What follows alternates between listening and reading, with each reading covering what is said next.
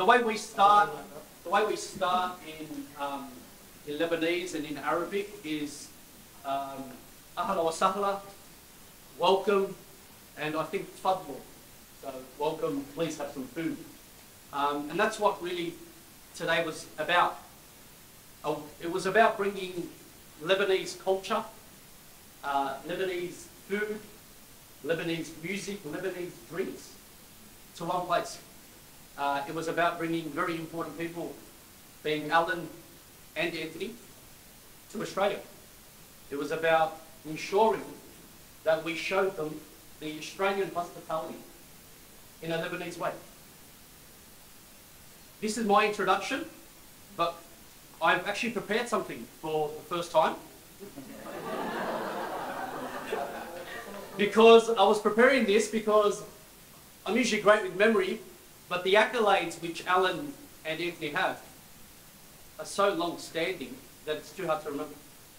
So I've got two sheets, which I'll probably start with, because I was going to give it to two people, but two didn't know I actually prepared. I had no idea. No idea. It took me about 3 minutes to put this together, and that was deep thought.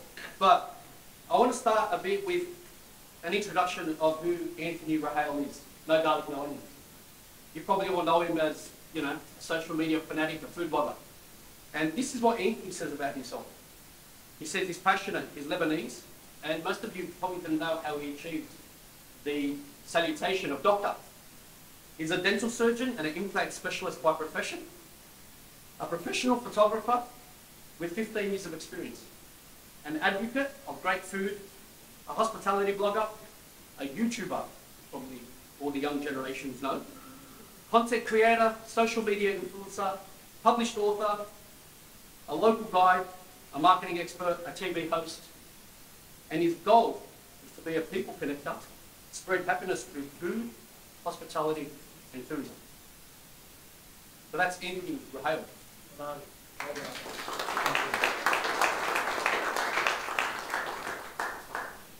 What I know about Anthony Rahayel and what I need to share about Anthony Rahayel is not on this piece of paper. What I share about Anthony Rahayel is what he brings into my life, and I'm sure my brother's life. And I was thinking about it, and I said to myself, who is really Anthony Rahayel, and what is Lebanon, and what's Lebanon about? Lebanon's got a lot of great attributes, I must say, and the strongest attribute, I would say, putting this paper aside, is probably its faith, and its religion, and its Christianity. And I said to myself, and it's saints, more importantly. Lebanon's got a lot of saints, and it's got a lot of churches. And I said to myself, is Anthony Rahayel a saint? So, well, I wouldn't say he's a saint, but I do say he performs miracles. And the miracles that he performs is bringing people together. The same way he achieved bringing a Michelin star chef all the way from Paris and France to Australia. So, does he perform miracles? Yes, I say he does. That's who Anthony Rahayel is. Who is Anthony Rahayel to me? Well, Anthony Rahayel to me is a man who brings memories. He brings memories through his food. And how does he bring memories through his food? Because he's a food blogger who's travelled, I believe, 36 countries. 46 countries in the world. I apologise. He's travelled 46 countries in the world. And that's from my That's right. No, that was prepared in 3 minutes. And it's remarkable. He's travelled 46 countries in the world, and he brings Lebanon, its food, its love, its passion to the world. When we can't go to Lebanon, he brings Lebanon to us. And that's Anthony Rahayel. And his food brings memories. So every time he has videos about kibneh, steak tartare, raw meat, zalaban, rice with yogurt, rice pudding. It brings back a lot of my childhood memories. The kibneh brings back memories to me of my father on a Sunday, being the Sabbath day for Christianity, waking me up at 7 a.m. on his mincing machine and telling me to help him make the kibneh. While he's mixing the spices, the wheat, I turn on the tap. And I was probably 6 or 7 years of age. So he brings for me, memories. The yogurt, the rizz al-laban, the rice and the yogurt, it brings memories to me of my mother hanging yogurt off the clothesline in the backyard. Yeah, the lovely. It brings back the concrete being deteriorated. Well, so the potency in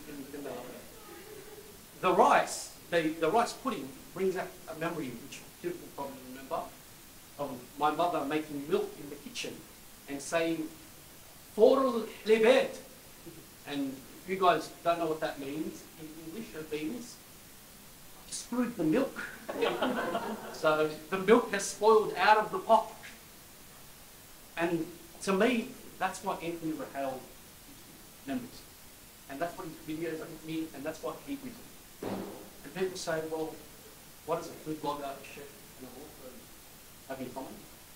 Well, it's a passion of mine, and my roots are instilled in Lebanon. My father came here in '69, and he's taught us all the customs, the traditions, the cultures of Lebanon. So who is Anthony Rahayel to me? Anthony Rahayel to me is a person that can bring amazing memories. Who else is Anthony Rahayel?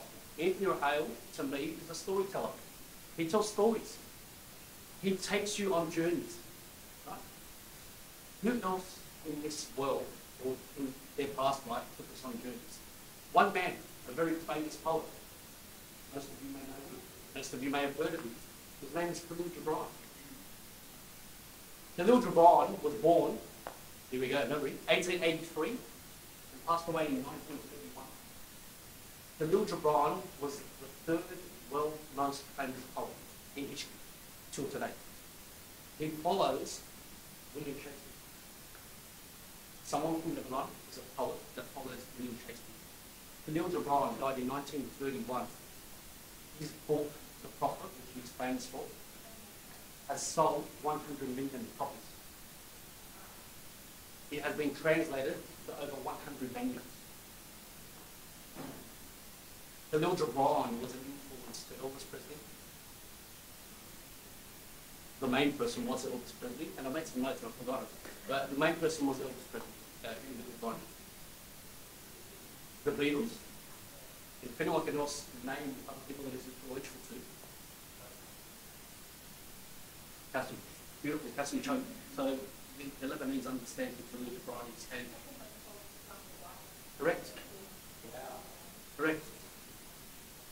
And he was a poet. And his poetry was amazing. But his poetry didn't live as strong at the time it was made. His poetry has lasted since 1931 for almost a century. And to me, Anthony Rahayel isn't Anthony Rahayel today. Anthony Rahayel is a storyteller of the future, where our kids will be listening to and watching Anthony Rahayel, where people will be saying, you know, Anthony Rahayel, he was the most famous YouTuber in history. He was one of the biggest bloggers that connected people around the world. That is Anthony Rahayel. That is Anthony Rahayel to me. And I think that is more important than explaining who Anthony Rahayel thinks he is. So it's some breathing for it. Thank you very much. What is very, very important is the recognition of Alan. We Lebanese are very strong in what we achieve. We're entrepreneurs. We have a passion for success, no matter how we define it. And Alan, in my view, is an epitome of success because he's the only chef to ever achieve a Michelin star rating with Lebanese only in the world. So, Alan, thank you so much for being here. It is a complete honour to all of us. Your food is amazing. Your food takes us to places that not many food does. And we appreciate all that you've done for this world. And we know that your time is valuable. And one day, we now have the reason to eat your food in place. So thank you so much. One last person. I know two big wants to talk. One last person. I'm not going to say much. 5 seconds. One last person who gave us this opportunity. Is Mr. David Ita. Yeah, cool. I'll come in. I think, Tuki, if you want to take over here, or I'm happy to continue. David? Look, there's not much I can say. Yeah. I think George had an excellent speech, and that was an impromptu speech. Thank you all for seeing a lot of since being born. It's awesome. But the main thing that comes from my heart is the individualism and the courage like us individuals all around the room have. If you think about the Dr. Anthony, he was a dentist. No way in the world he would have known or what his passion was until he knows what his dream is. So his dream was to be a food blogger, to show Lebanon to everyone around the world. That's wonderful. His leadership, his growth, we're going to cut from it. And that should be an inspiration to all of us to follow our dreams, our vision, our purpose, and to same with the doctor. So with Alan, Chef Alan. So I spoke to Chef Alan on Monday, and he told me he left Lebanon after the war. So he endured the war in Lebanon, stopped there, put a backpack on his back, that's all he had, and travelled to France. And in France, he showed the French, the Lebanese people. So that individualism, that growth, that's an inspiration, I think, to everyone around the group, and everyone should be motivated by that to follow your dreams, your purpose, and your objective. That's all I have to say.